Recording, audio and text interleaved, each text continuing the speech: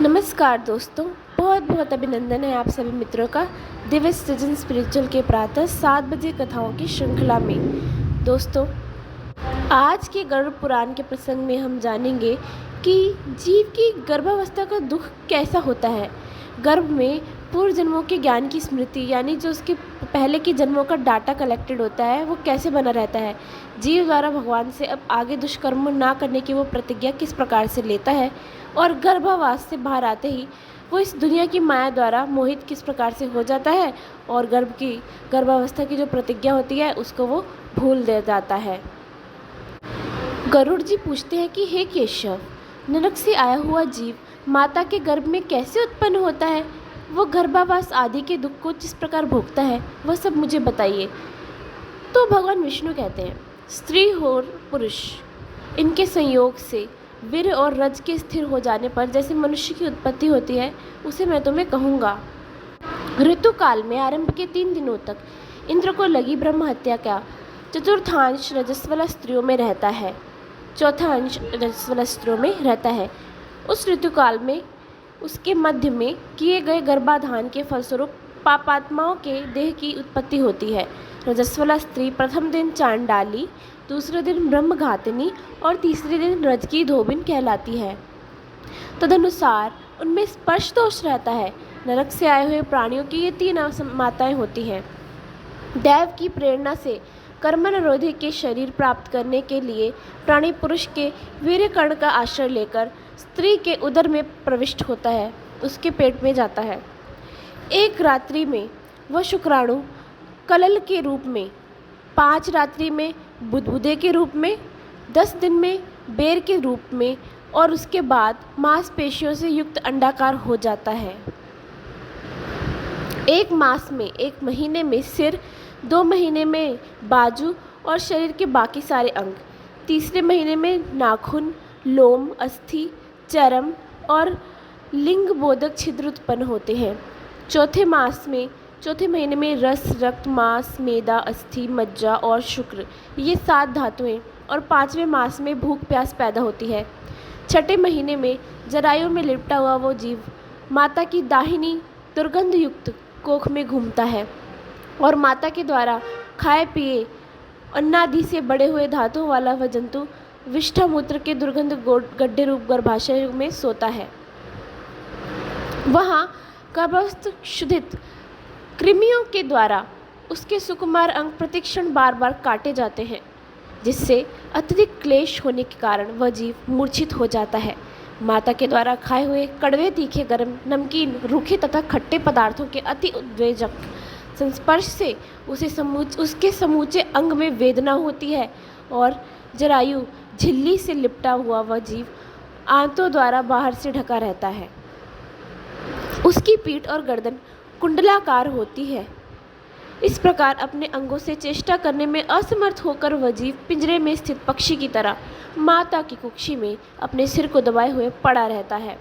भगवान की कृपा से अपने सैकड़ों जन्मों के कर्मों का स्मरण करता हुआ वह गर्भस्थ जीव लंबी श्वास लेता है। ऐसी स्थिति में भला उसे कौन सा सुख प्राप्त हो सकता है। मांस, मज्जा आदि 7 धातुओं के आवरण में आवृत वह ऋषिकल्प जीव भयभीत होकर हाथ जोड़कर विकल वाणी से उन भगवान की स्तुति करता है जिन्होंने उसको माता के उदर में डाला है। 7वें महीने के आरंभ से ही सभी जन्मों के कर्मों का ज्ञान हो जाने पर भी गर्भस्थ प्रसूति वायु के द्वारा चलित होकर वह विष्ठा में उत्पन्न सहोदर उसी पेट में उत्पन्न अन्य कीड़ों की भांति एक स्थान पर ठहर नहीं पाता। प्रति वात्सल्य रखने वाले भगवान विष्णु की शरण में जाता हूँ, वो इस प्रकार की वंदना करने लगता है। हे नाथ, आपकी माया से मोहित होकर मैं देह में अहम भाव तथा पुत्र और पत्नी आदि में ममत्व भाव के अभिमान से जन्म मरण के चक्कर में फंसा हूँ। मैंने अपने परिजनों के उद्देश्य से शुभ और अशुभ कर्म किए, किंतु अब मैं उन कर्मों के कारण अकेला जल रहा हूँ। उन कर्मों के फल भोगने वाले पुत्र कलत्रादि अलग हो गए। यदि इस गर्भ से निकलकर मैं बाहर आऊं तो फिर आपके चरणों का स्मरण करूंगा और ऐसा उपाय करूंगा जिससे मुक्ति प्राप्त कर लूं। विष्ठा और मूत्र के कुएं में गिरा हुआ तथा जठराग्नि से जलता हुआ और यहाँ से बाहर निकलने की इच्छा करता हुआ मैं कब बाहर निकल पाऊंगा। जिस दीन दयालु परमात्मा ने मुझे इस प्रकार का विशेष ज्ञान दिया है, मैं उन्हीं की शरण ग्रहण करता हूँ, जिससे मुझे दोबारा संसार के चक्र में न आना पड़े। अथवा मैं माता के गर्भगृह से कभी भी बाहर जाने की इच्छा नहीं करता, क्योंकि बाहर जाने पर पाप कर्मों से पुनः मेरी दुर्गति हो जाएगी। इसलिए यहाँ बहुत दुख की स्थिति में रहकर भी मैं खेद रहित होकर आपके चरणों का आश्रय लेकर संसार से अपना उद्धार कर लूँगा। इस प्रकार की बुद्धि वाले और स्तुति करते हुए 10 महीने के ऋषि कल्प उस जीव को प्रसूति वायु प्रसव के लिए तुरंत नीचे की ओर ढकेलता है। प्रसूति मार्ग के द्वारा नीचे सिर करके सहसा गिराया गया वह आतुर जीव अत्यंत कठिनाई से बाहर निकलता है और उस समय वह श्वास नहीं ले पाता है तथा उसकी स्मृति भी नष्ट हो जाती है। जो भी उसकी दिमाग में डेटा होता है वो सब हट जाता है मानो। पृथ्वी पर विष्ठा और मूत्र के बीच गिरा हुआ वह जीव मल में उत्पन्न कीड़े की तरह चेष्टा करता है और विपरीत गति प्राप्त करके ज्ञान नष्ट हो जाने के कारण बहुत ज़्यादा रुदन करने लगता है, रोने लगता है। गर्भ में रुग्णावस्था में, शमशान भूमि में और पुराण के पारायण या श्रवण के समय जैसी बुद्धि होती है, अगर वो स्थिर हो जाए तो कौन व्यक्ति सांसारिक बंधन से मुक्त नहीं हो सकता।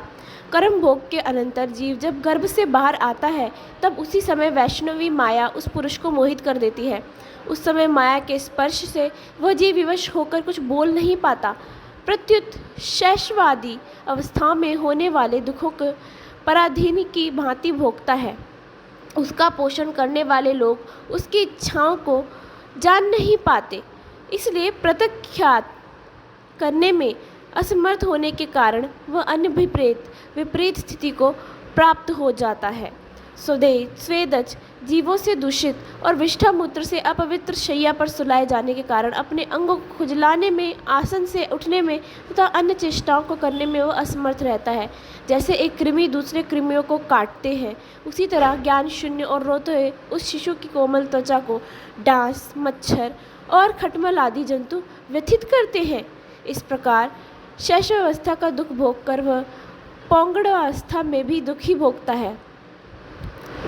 उसके बाद युवावस्था प्राप्त होने पर आसुरी संपत्ति को प्राप्त होता है।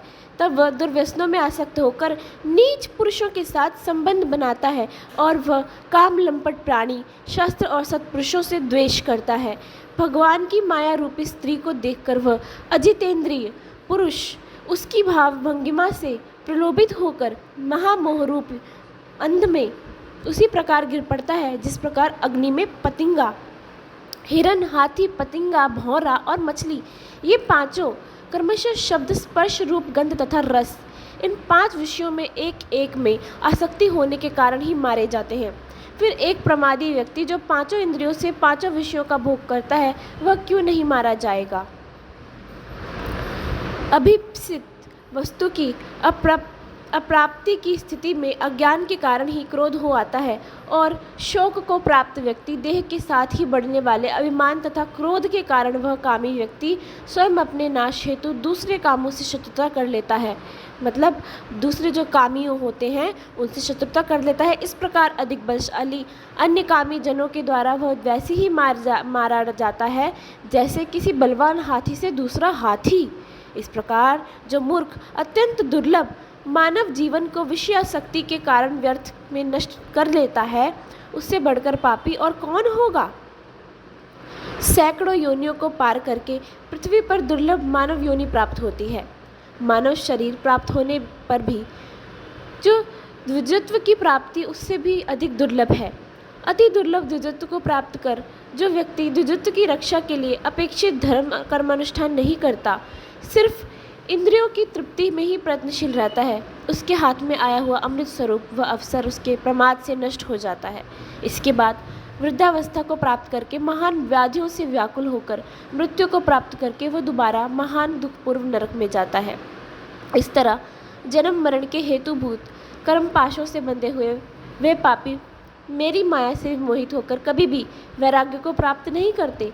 हे ताक्षर्य, इस प्रकार मैंने तुम्हें अंत्येष्टि कर्म से हीन पापियों की नरक गति बताई। अब आगे और क्या सुनना चाहते हो?